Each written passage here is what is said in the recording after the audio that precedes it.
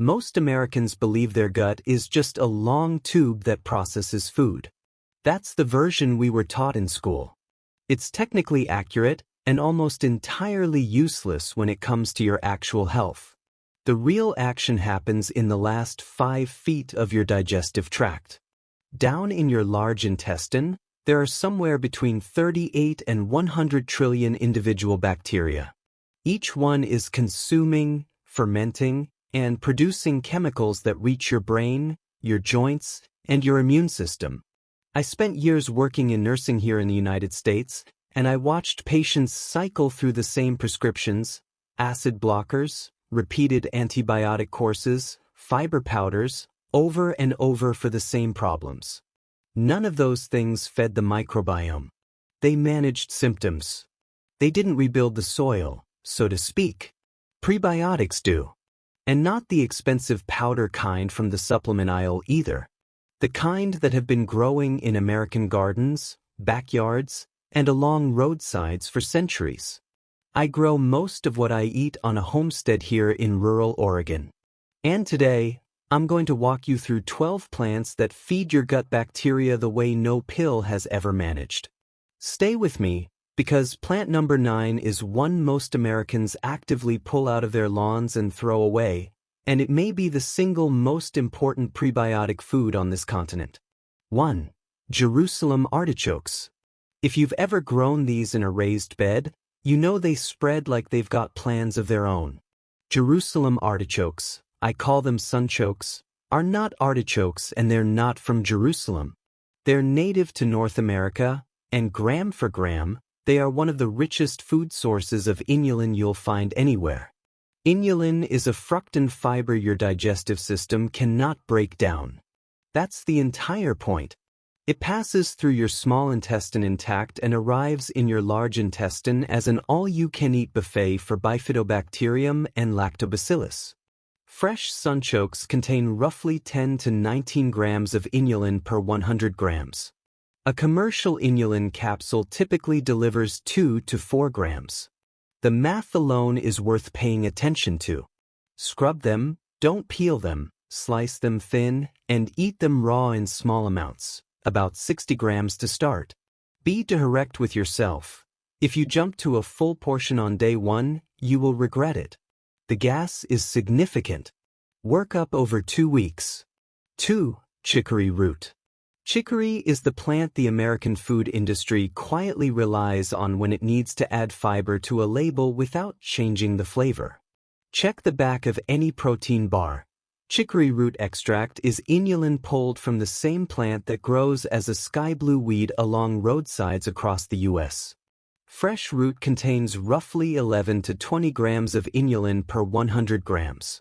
Studies show chicory-derived inulin produces measurable increases in bifidobacterium and reductions in markers of intestinal inflammation. There's also a second story most people miss. Chicory contains sesquiterpene lactones, the bitter compounds that stimulate bile production and help your liver cycle more cleanly. I keep dried chicory root in a jar year-round. 1 teaspoon simmered in 2 cups of water for 12 minutes. Strained and drunk warm before breakfast. It tastes like coffee with a note of dark caramel. No sweetener needed. 3. Garlic. When most Americans hear garlic is good for them, they think of allicin, the antimicrobial compound that forms when you crush a clove. That's real, but it's not the prebiotic story. Raw garlic contains fructans at roughly 3 to 6% of fresh weight, with some studies measuring up to 9%. These fibers selectively feed bifidobacterium and lactobacillus. Research published in Frontiers in Nutrition described garlic as showing better prebiotic properties than commercial fructan extracts for certain lactobacillus strains. That finding hasn't made it into mainstream conversation at all. Raw is the priority. Cooking degrades fructans significantly. I crush 1 or 2 cloves, let them rest 10 minutes so the allicin fully forms, then add to whatever I'm eating. Good American olive oil helps cut the heat. If raw garlic is too intense, Fermented black garlic retains a reasonable portion of its prebiotic content and is noticeably gentler. Leeks don't get nearly the attention they deserve in American kitchens. They sit quietly through autumn and winter, and most cooks treat them as a mild onion substitute. They're far more than that. Like garlic, leeks carry a fructan profile, but in a form many people with sensitive digestion tolerate better. Here's what most cooks don't know: the prebiotic fiber concentrates in the green tops, not the white shaft most American recipes call for. For years, I was throwing away the best part of the plant. Leeks also contain kaempferol, a flavonoid that may help support the integrity of the gut lining itself. I use the entire leek, dark green tops included. Wash thoroughly, slice thin, and cook gently in a small amount of butter and water. Soft and translucent is correct. Caramelized leeks are delicious, but you've given up most of the prebiotic benefit. 5. Dandelion. Here's the plant I mentioned at the start, the one millions of Americans pull out of their lawns and throw away. The whole plant, root, crown, and leaf, contains a prebiotic profile that competes with chicory in concentration. Dandelion root contains up to 40% inulin by dry weight. Autumn-harvested roots are consistently the highest. The leaves are a different prebiotic story. They contain bitter sesquiterpene lactones that trigger bile secretion and prime the entire digestive cascade before food even arrives. This plant prepares the gut to function, not just feeds it. Young dandelion leaves, pulled before the plant flowers, have a fiber-to-calorie ratio that is exceptional. They're not a garnish. They're one of the most nutritionally dense prebiotic foods available, and they're growing free in most American yards right now, being treated as a problem. One hard rule: if your lawn is treated with pesticides or herbicides, don't eat them. Find an untreated meadow or field edge. Know your source. 6. Onion. Onion is in the allium family alongside garlic and leek, with a fructan profile that overlaps with both. The chain lengths in onion are shorter, which means they ferment faster and provide a more immediate fuel source for certain bacteria. Think of these alliums as a complementary toolkit, not interchangeable options. Raw onion delivers the highest prebiotic load. Cooking can reduce content by around 50%. Red and yellow onions outperform white in prebiotic and quercetin content. The outer 2 or 3 layers, closest to the paper skin, contain notably higher quercetin concentrations than the inner layers. Most Americans peel those off without a second thought. I slice a quarter of a raw red onion thin and add it to lunch. If raw onion bothers your gut at first, pickle thin slices in raw apple cider vinegar for an hour. The short ferment softens the sulfur profile while preserving the prebiotic fiber. 7. Flaxseed. Flaxseed's reputation in the U.S. has been built around omega-3s. The prebiotic story sits in a third component, the seed coat, which contains a mucilaginous fiber that forms a gel even more pronounced than oat beta-glucan. That mucilage feeds specific bacterial populations and may help support the structural integrity of the gut lining. Evidence indicates preferential stimulation of lactobacillus and bifidobacterium with regular consumption of whole ground flaxseed. The lignans in flax are also chemically transformed by gut bacteria into compounds called enterolignans, your microbiome doing active chemical work for your body.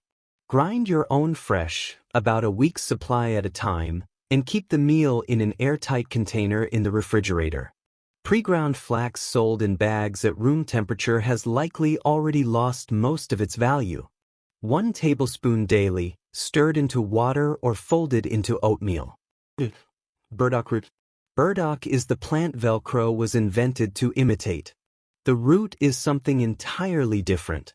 In Asian American grocery stores, you'll find it sold as gobo. In traditional American herbalism, it's a long-standing liver and digestive tonic. A 2020 review in Food Research International confirmed burdock contains prebiotic fructans alongside chlorogenic acid, quercetin, and other phenolic compounds with documented antioxidant activity. Fresh root provides roughly 3.5 to 7 grams of inulin per 100 grams. I prepare burdock as julienne strips, soaked briefly in cold water to reduce earthiness, then stir-fried in sesame oil with a small amount of soy sauce. It's also excellent in miso soup. The combination of burdock fiber with fermented miso creates a layered prebiotic and probiotic effect in one bowl. 9. Plantain, the weed, not the banana. Broadleaf plantain and narrowleaf plantain are two of the most common lawn weeds in the United States. Every untreated lawn from Maine to California has them.